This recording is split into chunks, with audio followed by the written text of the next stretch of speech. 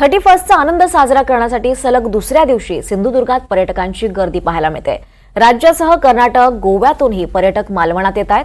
पर्यटकांमुळे सर्व hotels house full झालेत। सिंधुदुर्ग किल्ल्यावर ही मोठी गर्दी पाहायला मिळते आणि याचाच आढावा घेतलाय आमचे प्रतिनिधी गुरुप्रसाद दळवी यांनी।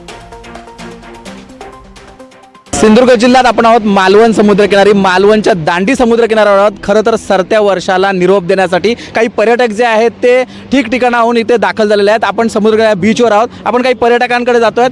काय सांगाल, तुम्ही आता कुठून आलात आणि काय मजा करताय? आम्ही पनवेलवरून आलो आणि समुद्राचं खूप एन्जॉय करतोय आणि मला खूप आवडलं कोकण फिरायला, खूप मजा वाटली। नक्कीच 31 डिसेंबरसाठी तुम्ही आज मजा करायला आलाय, कसं पाहताय? हो, आम्ही ना शेवटच्या वर्षाला निरोप देण्यासाठी आलोय, तसंच आम्ही नवीन वर्षाला स्वागतासाठी आम्ही इथं आलेलो आहेत।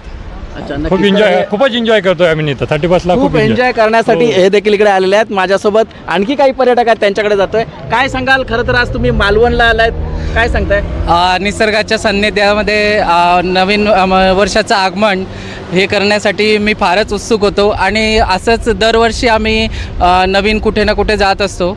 तर यावर्षी आम्ही इथे मालवणला आलो आहे, दांडी समुद्रकिनाऱ्यावर, आणि खूपच एन्जॉय करतो आहे। माझी फॅमिली, आम्ही सर्व सोबत आहे, मित्र सोबत आहेत, तर त्यांचा परिवार सोबत आहे आणि खूप एन्जॉय करतो आहे, खूप मजा येते। अगदी गोवाची पसंती न करता तुम्ही मालवणमध्ये आलात, कसं बघताय? एकदम मस्त, मुलांना पण खूप आवडलं इकडचं राईड्स वगैरे, खूप एन्जॉय करतायत मुलं। अरे, मालवणमध्ये काय काय पाहिलंस, काय सांगशील? आम्ही नेचर खूप छान आहे, मालवणचा एन्व्हायरमेंट छान आहे, क्लायमेट सर्वच छान, एकदम स्वच्छ बीचेस आणि त्यांचं जेवण खूप सर्वच छान आहे मालवण। नक्कीच। तर आणखी काही पर्यटक माझ्यासोबत आहेत। मालवणला दांडी समुद्रकिनाऱ्याला कसं पाहताय तुम्ही? मालवणचा दांडी समुद्र हा एक निसर्गाने दिलेला एक मोठा ठेवा आहे।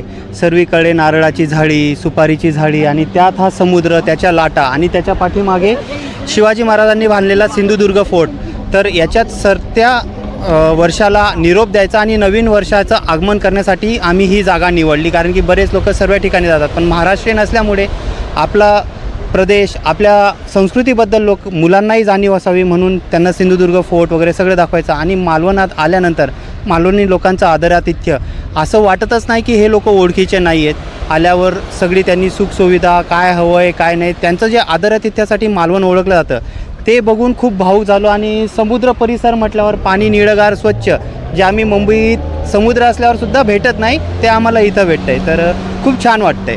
नक्कीच। तुम्ही काय सांगाल, अगदी मालवणच्या समुद्रकिनाऱ्यावर मजा करताय 31ची?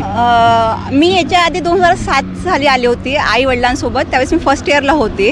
त्यानंतर आता पती आणि दोघं मुलांसोबत मित्रपरिवारासोबत आले, तर बरेच चेंजेस झालेले आहेत, पण ते खूप चांगले आहेत। आता आम्ही राईड्स वगैरे करणार आहोत, त्यावेळेस काही राईड्स वगैरे केल्या नव्हत्या आम्ही।